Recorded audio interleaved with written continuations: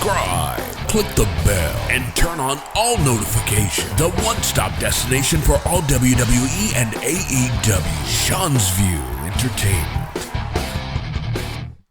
Future endeavored for two WWE superstars who will be moving away from the main roster of WWE. We're going to get into those huge details, the breaking news. Remember, if you want hourly updates, if you want the fastest, the hottest, the most descriptive, the most in-depth, the most exclusive news and rumors in WWE, well, then you have found the Brash and the Brazen, because for over a decade, for over 10 years, I have been serving to you the hustle, the heart, the humanity. I have been giving you the velocity of the reigning home, the premier source for all WWE, because this is the place to be.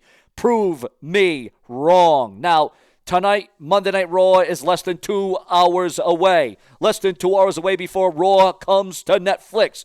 But ladies and gentlemen, are we about to have an invasion angle, an invasion storyline circa 2001 wants their storyline back, but maybe it will be better. Maybe it will have more meaning. Maybe it will have more significance this time around. Because in the midst of WWE doing their releases and releasing a crop of superstars, now AEW is seeing fit to release some of their wrestlers. Now, is it going to be a little bit of switching and a little bit of swapping? Is it going to be a little bit of a transition going on, where those stars that left WWE over 72 hours ago, about 3 days ago, during Smackdown, the blue brand, are we going to get, and now what we're seeing some 3 days later, AEW has released not one, not two, but three of their prime wrestlers. And according to those in the know, plans can change, but that doesn't look like it is going to be the end. Now, naturally, you would think that, well, some AEW stars are going to go to WWE.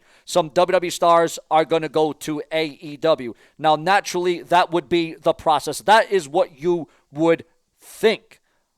But in a day and age where there's so many promotions, there's so many different wrestling companies, there's so many different ways that this could go, it's almost ridiculous to think about the different changes, to think about the advancements that could very well go down, that could very well happen throughout this entire thing. Now, make no mistake about it.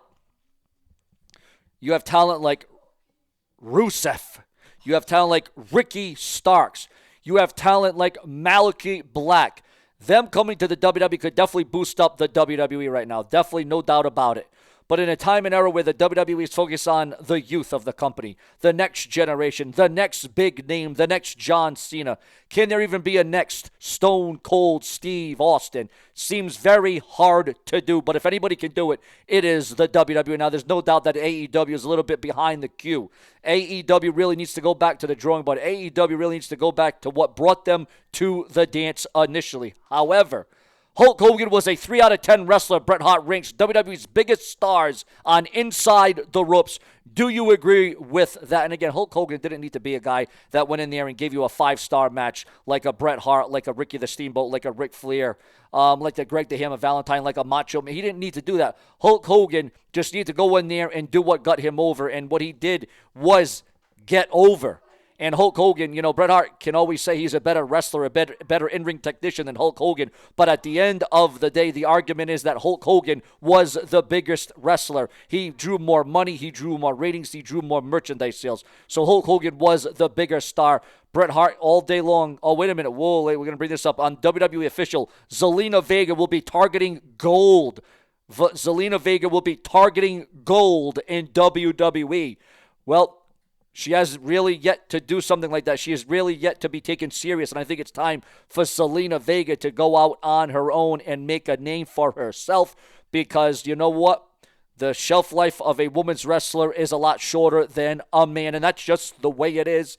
I'm not against anybody. I'm not against, the female-male demographics here, but it just goes to show. However, Charlotte Flair is trying to test those limits. Trish Stratus is trying to test those limits by, remarkable returns and always trying to, again, as I said, stand the test of time. But ladies and gentlemen, speaking about standing the test of time, the raw emotions, the raw reactions from the WWE Universe, ever since Raw has moved to Netflix, has been less than stellar. It has been met with a lot of negativity. It has been met with a lot of backlash. And why is that? Well, I'm going to tell you why that is. Because when Raw was on USA, the biggest problem we had was the WWE and USA Network, or I should say the USA Network, would beep out the bad language, the foul language from the fans. But that's something we kind of could have put up with, right?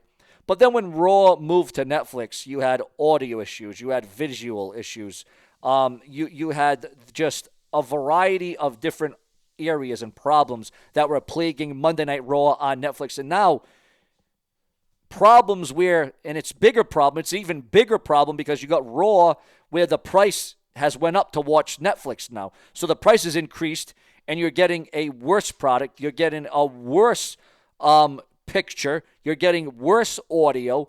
It goes blank. It goes black. A lot of people thought the Wyatt family was returning. The Wyatt Six were coming back to the WWE. But right now, we all know that Bo Dallas is out on an injury. This is a very big confliction. It's a lot of confliction going on right now if you're a WWE fan and you're very aggravated. And you're not going to be mute about Raw on Netflix because, again, there has been tirades, there has been rants, there has been it has been pretty damn volatile, ladies and gentlemen, as it concerns the future of Monday Night Raw and how it is being able to what it has been regulated to. What Monday Night Raw has been regulated to has been absolutely ridiculous. And some fans might be like, well, I like Raw on Netflix, but are you going to put up with the price hike? Are you going to put up with the problems? Are you going to put up with all the issues that USA didn't have when Raw was on USA, when the red brand was on USA on Monday nights? That was appointment viewing television. And at least when it was on the USA Network, it wasn't plagued and downsized by all these varieties of different problems. And I'll tell you what, fans are speaking out on X, on Twitter, on Facebook, on social media. It is spreading like wildfire. Make no mistake about that. But ladies and gentlemen, as the problems seem to come up, we are also hearing word right now, ladies and gentlemen, and this does tie in with WWE, and I'm going to tell you why this ties in with WWE, because this man performed alongside with WWE.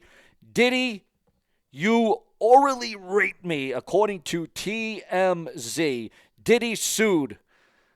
Diddy had a one-night stand with a street performer. Problem is, the guy says that he was raped, at least according to a new lawsuit. The Bad Boy Records founder is being sued by a John Doe who claims that Diddy orally raped him and sexually assaulted him anally after spiking his drink. And this is according to TMZ, as if Diddy wasn't already in enough trouble right now. Mr. Combs was held at the Metropolitan Detention Center in Brooklyn, New York, since his arrest on September 16, 2024. His lawyers have argued for his release in the run-up to the trial, citing the jail's horrific conditions. How many lawsuits does this guy have on him again now? I mean, it is just a little bit ridiculous. But this is what happens when you do ridiculous things, because as we all know, Puff Daddy was indeed associated, and Sean Diddy Combs was on WWE Monday Night Raw. So that is the association there. Very shocking, guys. Very, very shocking. And he definitely had a soundtrack with WWE 2K17 as well. So very disturbing details, very disturbing news. I don't know. Diddy has found himself in a big bag of trouble, and it does not seem like that trouble will be ending anytime soon. And you want to talk about controversy. It doesn't get much more controversial than Diddy, and it's very sad and very maddening. It's very outrageous. But if this is all true, why? And if someone would say, well, this isn't true. This isn't true. Why is he still in jail? Why is he still locked up? Why is he still behind the bars? Why haven't they given him his bread and his water yet? You know what I'm saying? So obviously there is some merit. There's going to be some kind of truth to this. But then again, you never know. You never know. Sometimes you're going to read in between the lines, ladies and gentlemen.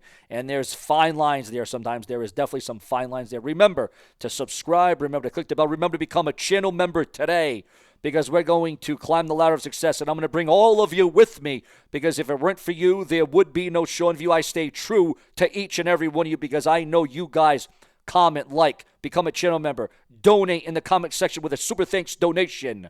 Seanview Entertainment will always be on location, because I'm the brash and the brazen. Stay tuned, plenty more to come.